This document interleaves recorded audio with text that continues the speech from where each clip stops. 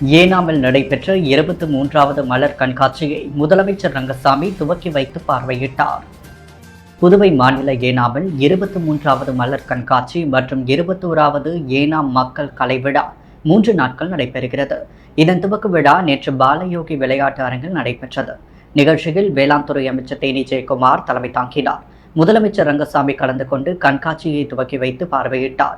மேலும் பெங்கல் புயலால் பாதிக்கப்பட்ட விவசாயிகளுக்கு நிவாரணம், மீனவர்களுக்கு 95 கோடி ரூபாய் நிவாரண உதவிகளையும் முதல்வர் வழங்கினார்.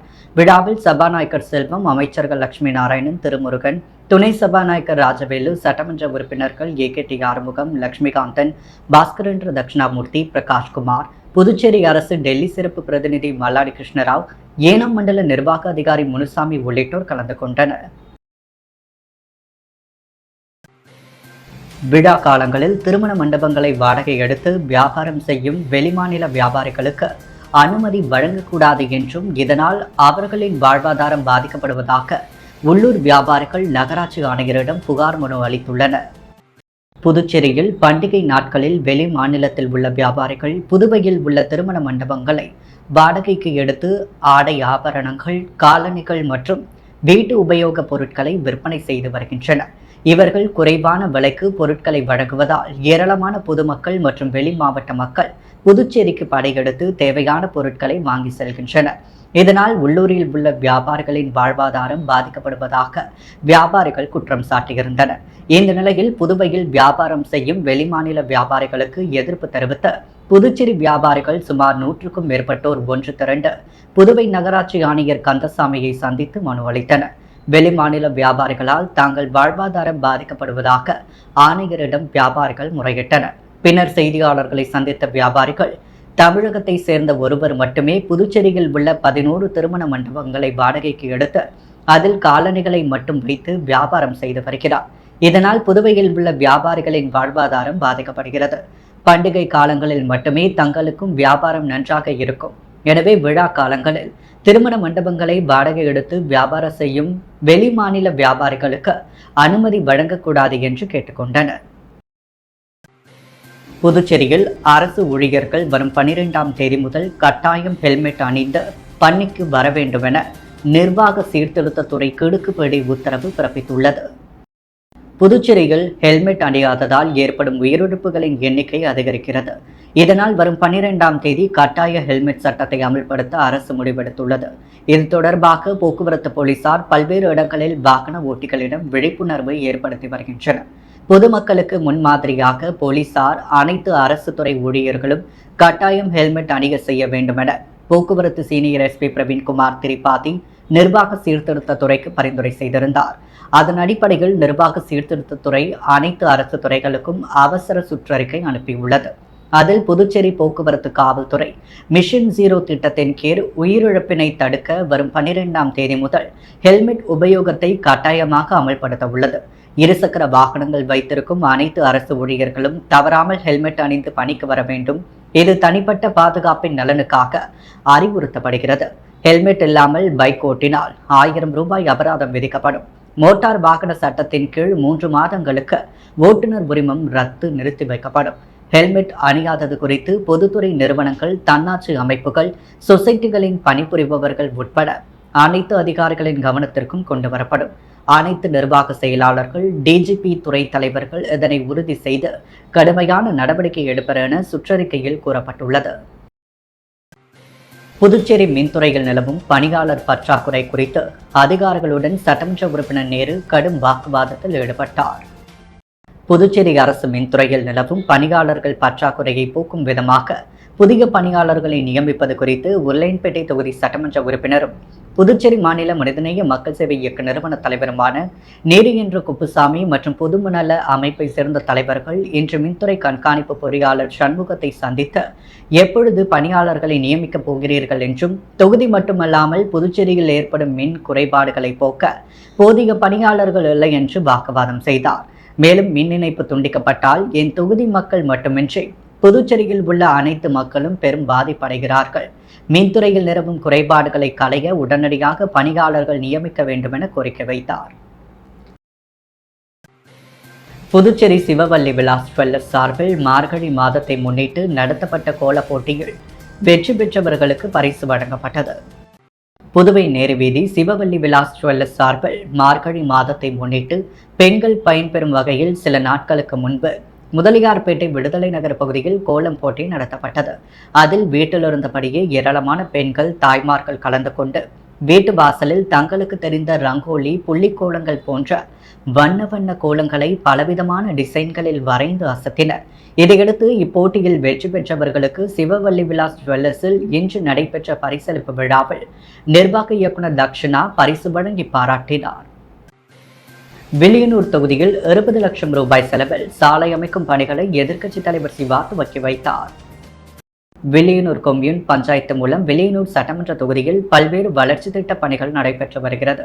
அதன் ஒரு பகுதியாக வில்லியனூர் பெரம்பை சாலைகள் எஃப்என் நகரில் உள்ள குறுக்கு சாலைக்கு 6 லட்சம் ரூபாய் மதிப்பீட்டில் சிமெண்ட் கான்கிரீட் சாலை அமைக்கும் பணி மற்றும் சுல்தான்பேட்டை சஃபா நகர் சாலைக்கு 13,44,00,000 ரூபாய் மதிப்பில் சாலை என மொத்தம் 20 லட்சம் ரூபாய் மதிப்பில் சாலை அமைக்கும் பணிகளுக்கான பூமி பூஜை நடைபெற்றது. இந்நிகழ்ச்சியில் தொகுதியின் சட்டமன்ற உறுப்பினரும் சட்டமன்ற எதிர்க்கட்சித் தலைவருமான சிவா கலந்து கொண்டு சாலை அமைக்கும் பணிகளை பூஜை செய்து துவக்கி வைத்தார்.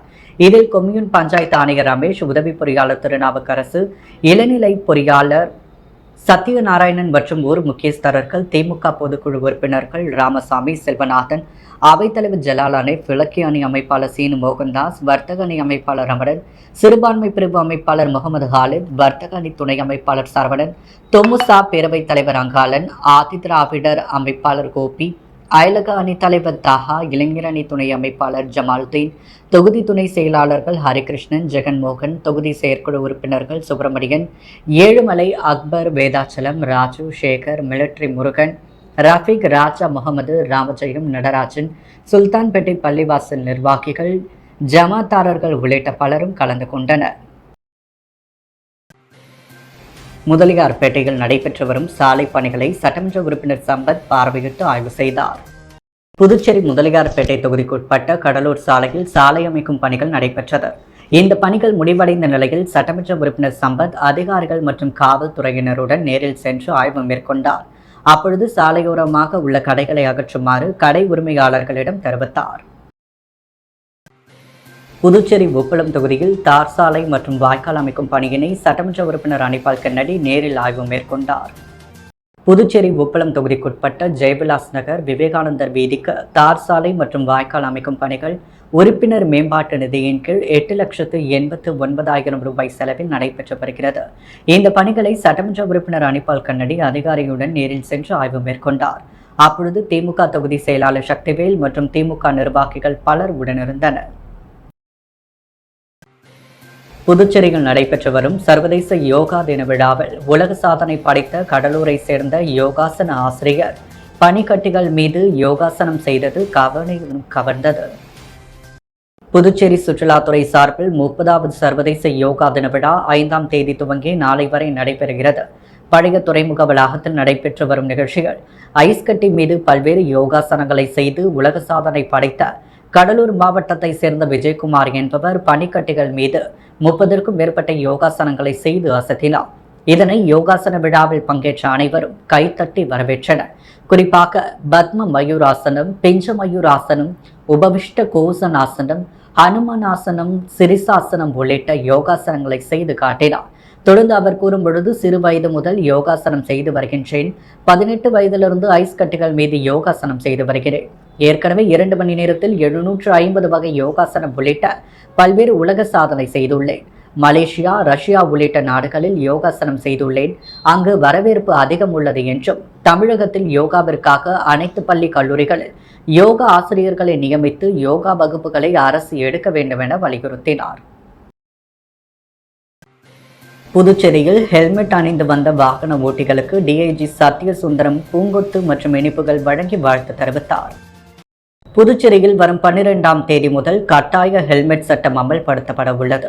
இந்த நிலையில் ஹெல்மெட் குறித்து விழிப்புணர்வை ஏற்படுத்தும் வகையில் போக்குவரத்து போலீசார் பல்வேறு விழிப்புணர்வு நிகழ்ச்சிகளை நடத்தி வருகின்றனர். அதன் ஒரு பகுதியாக புதுச்சேரி ராஜீவ்காந்தி சிலை, இந்திரா காந்தி சிலை ஆகிய பகுதிகளில் டிஐஜி சத்யசுந்தரம் தலைமையில் போலீசார் நேற்று விழிப்புணர்வு ஏற்படுத்தினர்.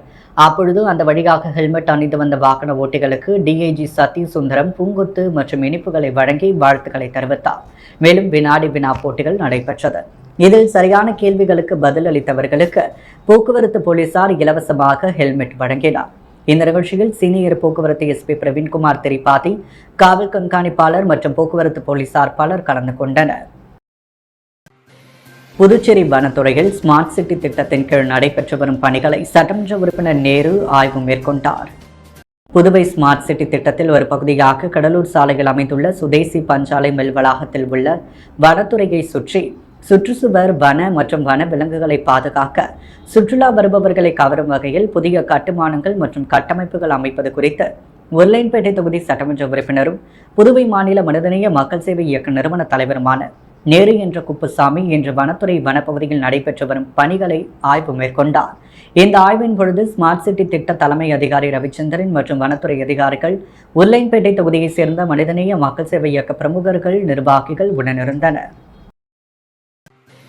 சின்ன காலாப்பட்டு பகுதியில் உள்ள அகிலாண்ட கோடி பிரம்மாண்ட நாயகி நாகவல்லி அம்மன் ஆலயத்தின் கோபுர வாசல் அமைப்பதற்கு அர்ஜுனகுமாரி அறக்கட்டளை நிறுவனர் செந்தில் 5 லட்சம் நன்கொடையாக வழங்கினார்.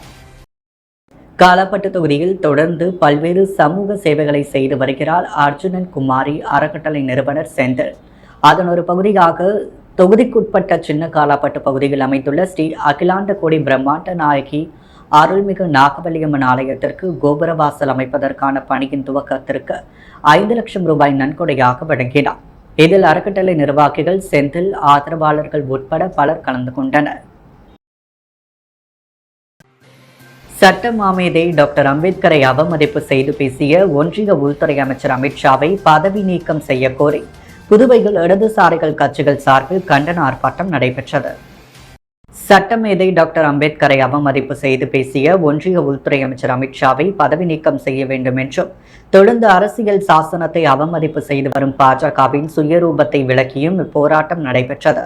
புதுச்சேரி சுதேசி பஞ்சாலை எதிரில் நடைபெற்ற கண்டன ஆர்ப்பாட்டத்திற்கு சிபிஐ மாநில செயலாளர் சலீம், சிபிஎம் மாநில செயலாளர் ராமச்சந்திரன், சிபிஐ-எம்எல் கட்சியின் மாநில நிர்வாகி புருஷோத்தமன் ஆகியோர் கூட்டாக தலைமை தாங்கினர். இடதுசாரி கட்சிகளின் தலைவர்கள் விஸ்வநாதன், நாரா கலைநாதன், சேது செல்வம், தினேஷ் பொன்னையா, ராஜாங்கம் பெருமாள், தமிழ்செல்வன், பிரபுராஜ், ஸ்ரீனிவாசன், கொளஞ்சியப்பன், சத்யா, பாலசுப்ரமணியன் உள்ளிட்ட திரளான இடதுசாரி கட்சிகளை சேர்ந்த ஊழியர்கள், தொண்டர்கள் போராட்டத்தில் பங்கேற்றனர். முன்னதாக அண்ணல் அம்பேத்கர் உருவப்படத்தை ஏந்தியவாறு அமித்ஷாவை கண்டித்து கண்டன முழக்கங்களை இடதுசாரி கட்சிகளின் தொண்டர்கள் எழுப்பினர். புதுவையின் அன்றாட நிகழ்வுகளை காண பாண்டி ஹெட்லைன்ஸ் யூடியூப் சேனலை சப்ஸ்கிரைப் பண்ணுங்க. தொடர்ந்து எங்களுடன் இணைந்திருக்க பக்கத்தில் உள்ள பெல் பட்டனை பிரஸ் பண்ணுங்க. லைக் பண்ணுங்க, ஷேர் பண்ணுங்க. என்றும் உங்களுடன் பாண்டி ஹெட்லைன்ஸ்.